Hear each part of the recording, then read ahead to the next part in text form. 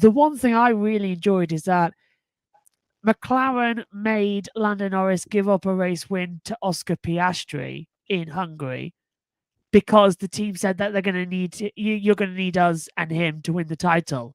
And when it comes down to it, Piastri just goes right round the outside and goes into the distance and takes the lead on the opening lap, losing a position to Leclerc.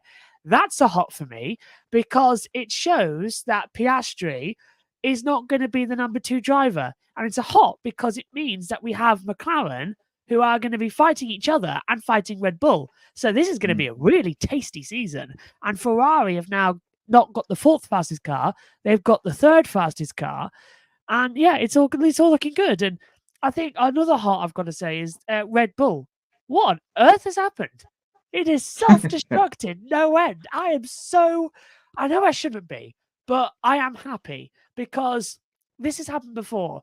Anybody who's new to Formula One, who's coming through Drive to Survive, definitely probably won't know about Ferrari in the early 2000s. We've gone through this before where we had one driver and one team dominating for years in Formula One. And I don't know about you, Matt, but it started to feel like we were in 2000, 2001, 2002, or for the last couple of years. Now, this year, it's more and more reminding me about 2003. Yes, Max is probably going to win the title like Michael won in 03, but there's loads of little stories. Like that year, we had Williams and McLaren coming in, and Renault won a race out of nowhere. And there was just little stories throughout the entire year. And that's what this one's developing into. And I don't think Max is going to dominate next year. I think we're going to skip over that. And we're going to head next year to 2005 type of level of racing, where it's wheel to wheel, week in week, and there's loads of drama and controversy. It's really good right now. I've said for years, just wait until Red Bull get that penalty for the cost cap breach. I said it would never affect 22 or 23. It was always going to affect 24. It has affected 24. They've been kicked harder by losing Jonathan Wheatley, Adrian Newey as well, and all the other people behind the scenes. I think I read somewhere over the weekend that they've lost about 20 of their 40 engineers from the technical department because they've all been poached by Aston Martin, Williams, and Mercedes. They've all been poached to those teams.